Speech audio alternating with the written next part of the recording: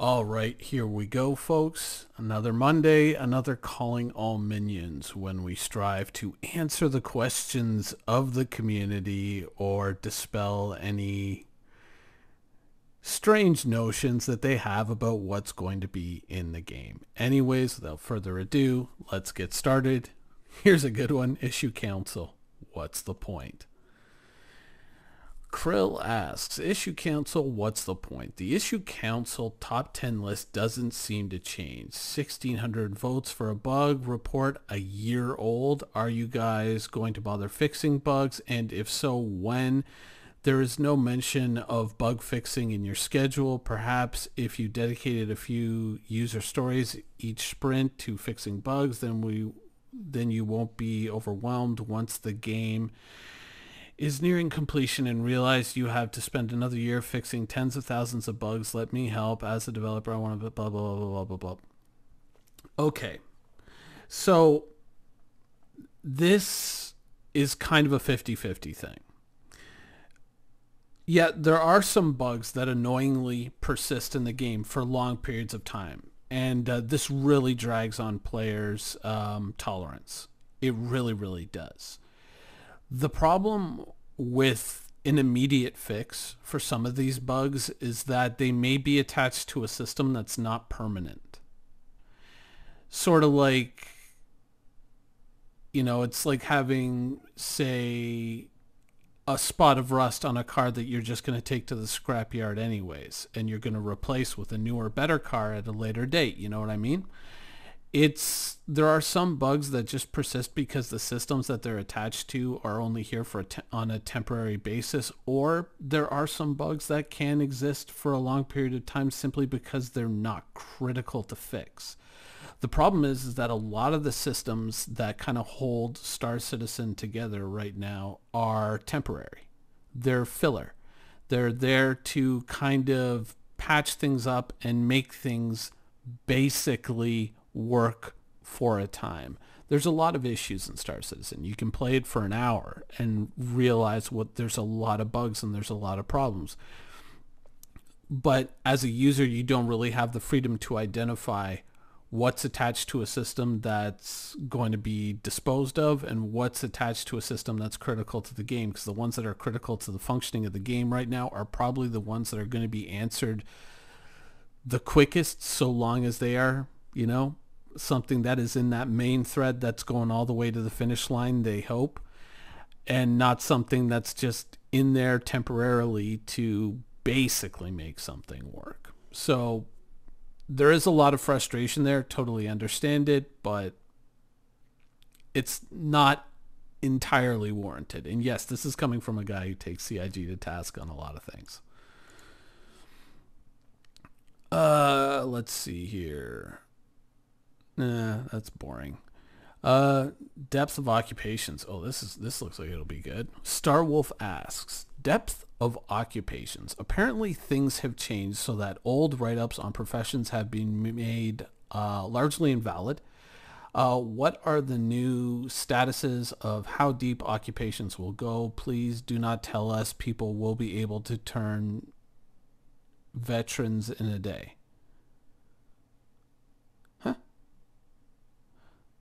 I'm not really entirely sure, but a lot of the professions are fairly fluid. But I mean, to my eye, there really haven't been any really remarkable changes to the profession system that would warrant being overly concerned or worried about it. It's more of them trying to kind of like, this is the idealization. When they used to write things up, they would kind of idealize, this is what we would like to go for. But the truth is once you bring that into a living, breathing universe, your ideas may not work. Your idea of balance may not function. And if you play any game for a long period of time, you'll know that balance shifts continuously as developers try to find the magic spot. Professions can change drastically from how they were originally imagined, sometimes for the better, sometimes for the worse, in a lot of games. And so professions are going to they're going to shift over time. How deep are they going to go? I think that's a question of how far CIG can take them given the time that they have. I mean, I'm sure that the professions will get deeper and much more intricate as time goes on, but the basic kind of functional tier 0 implementation is not going to be all that deep. It's basically just going to work, right? Mining is supposed to be a lot more sophisticated and a lot more, gameplay intensive. But right now it's about kind of keeping things in the sweet spot and, harvesting up the ore. There's a little bit more to it than that. Obviously, I'm not trying to disparage anybody who mines, but basically that's the functionality of it. And the large amount of growth and intricacy happens on the player side, knowing where the good ore is, knowing where to find, the right asteroids, knowing what asteroids to not even waste your time on. A lot of that growth and depth happens on the player side, not on the profession side. And that's just because the professions are very, very basic. And realistically, the only professions that we really have is we don't even really have bounty hunting. It's basically just murder for hire, whether legal or illegal, mining and trading. That's all we really got in the game right now. So since we haven't really seen a lot of the professions functional, I think it's a little early to kind of make this kind of a pronouncement. But hopefully they're going to take it to an interesting place.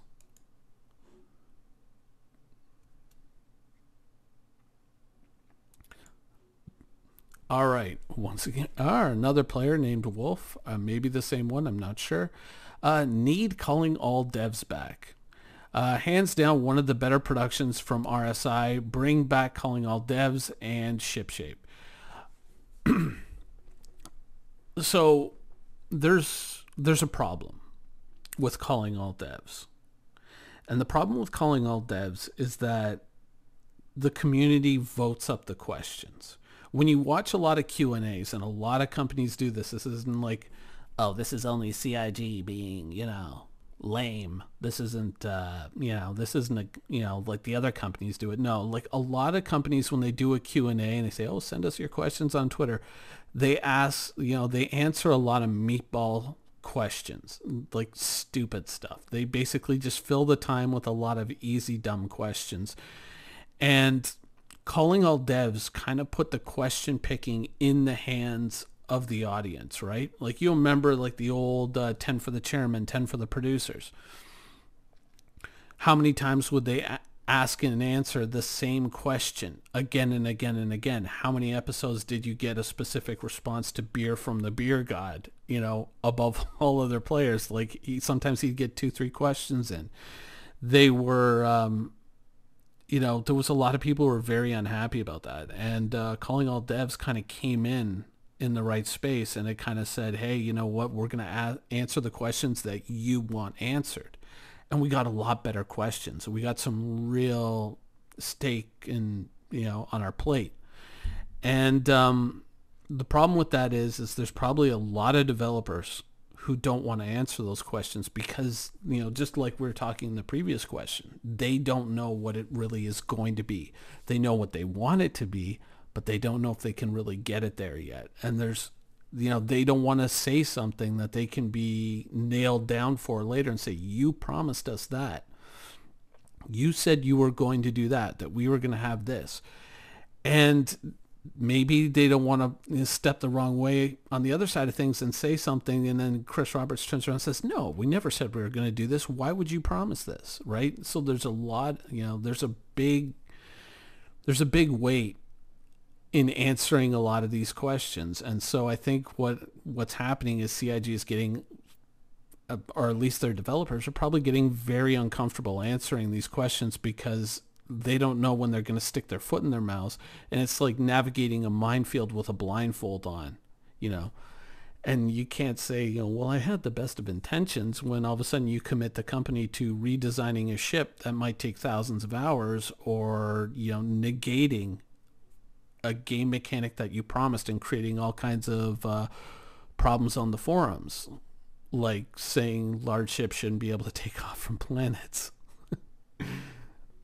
So that's probably why they're kind of going. It's like, hey, next week we get to talk to the character creators, which is interesting, sort of. But there's probably a lot more people who would just say, hey, can we just ask Tony Zervek questions every week?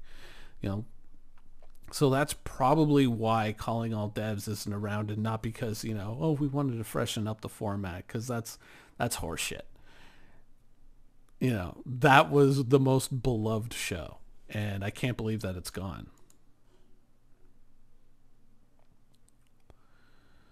Let's see here. Ba, ba, ba, ba, ba.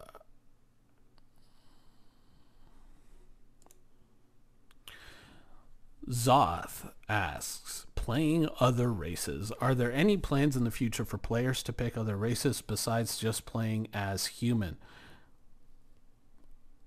There's probably going to be something like that down the road, but right now they're just concentrating on the human stuff. Right now there are alien ships, but actual playing as alien races, though it would be entirely cool, and I would love to see that. Chances of it happening anytime soon, probably very low. But chances of it ultimately happening, probably very high.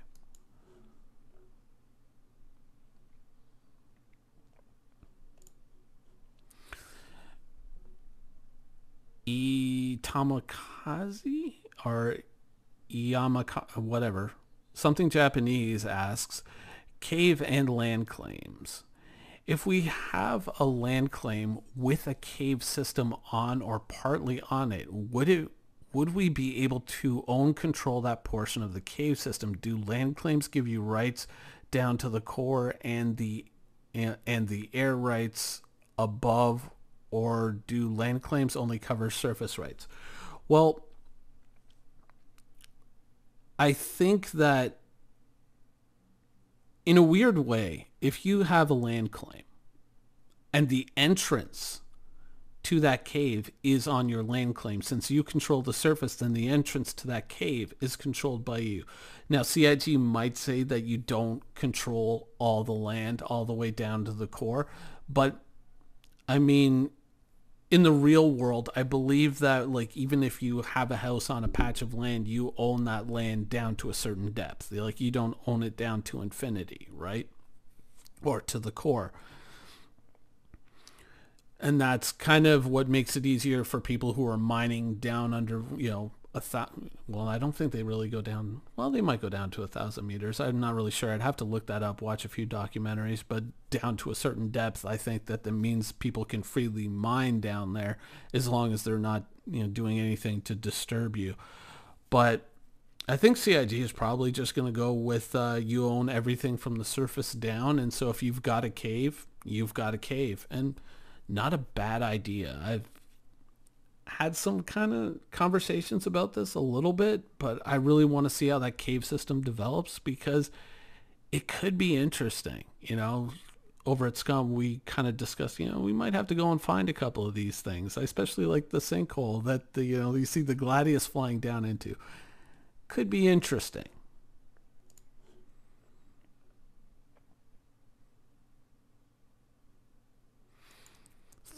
Alpha 3.5 avocado leaks and land claims. Ephraim Oryx.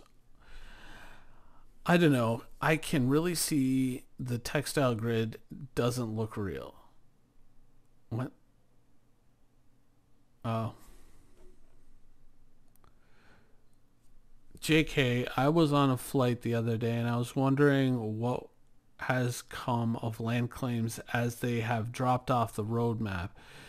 The next picture is really what got me thinking about it. I hope that what it looks like flying in on some large homestead settlements and farms, any known updates or sneak peeks. Okay, so actually this kind of looks like a Trans-Canada or Trans-America flight.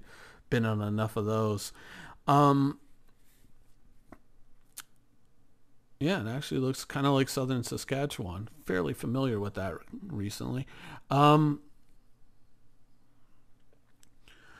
I think that when the land claims came out, and of course the Pioneer, right? Pioneer Pathfinder. Pioneer came out. CIG jumped the gun. They did it way too soon, and then it kind of got up on the roadmap, which was another mistake. It shouldn't have. Um, CIG doesn't really know how this game is entirely going to turn out. They don't know what good land and great land is going to be, and they're probably now kind of realizing that if we put this in the hands of players too soon, then there are going to be certain people out there who are just going to go out and grab the best land right away. And of course people are going to. Of course, like if you've invested this money, you're going to go out and you're going to look for the best possible land for your minerals. So you're going to look for the most easily defended terrain. You're going to look for all these other things, all these convenient locations, and you're going to snap that up the second that you can do so. And so CIG is probably going to make land claims something that drops with live, with a version where persistence is in and everything counts, because they don't want to get into a situation where people are claiming land before other people have a chance to really kind of figure out what's good and what's bad. And to be perfectly honest, the idea of land claims in the future and buying property is a great idea, but when they sold it, they shouldn't have sold it then. You know, it obviously it went well with the Pioneer, but I think it was way too soon because we really don't know entirely how that's going to affect the game, right? So, what are the long-term effects going to be? What could the dangers of a system like this be? They kind of jumped the gun before they even really had a game to put it in and test it. So I don't think you're going to be hearing too much about land claims for probably a year to 2 years.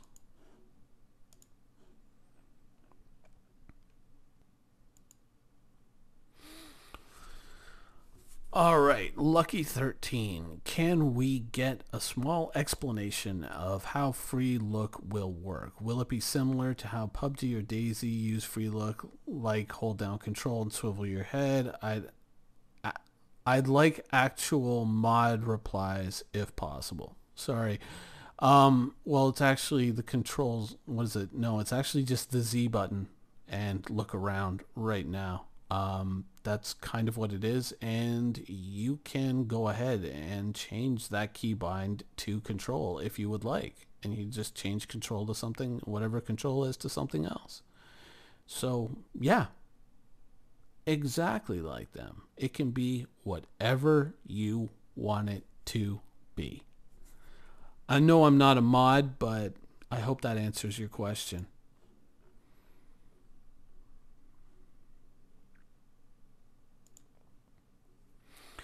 All right, we'll make this one the last one. Matadors Spec Cooge. Showing radar altimeter when landing gear is deployed, question mark. Think it could be helpful, especially for large capital ships. They don't really land on planets anymore, but they do land on moons. Radar altimeter. So an actual altimeter giving the actual distance between you and the ground. Yeah. I think I've heard a few people request this time and time and time and time and time again. So chances are this is going to continue to be ignored for probably another 6 months, and then someone's going to realize, oh, actually we can do this quite easily. Let's implement it. Oh shit, there it is. It works. Hey guys, look what we did. So we're going to get something like this. You can't make a game like this and not have, your actual altitude and just having like an average altitude. It doesn't make any sense, right?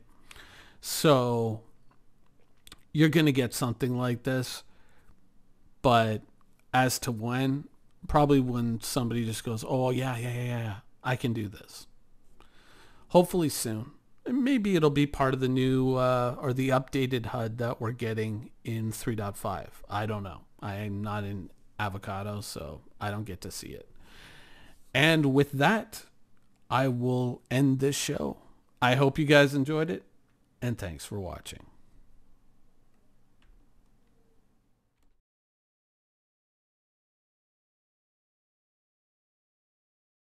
Thank you for watching. So if you want to keep up with the latest and greatest in Star Citizen and Squadron 42's development, please follow us on our social media channels.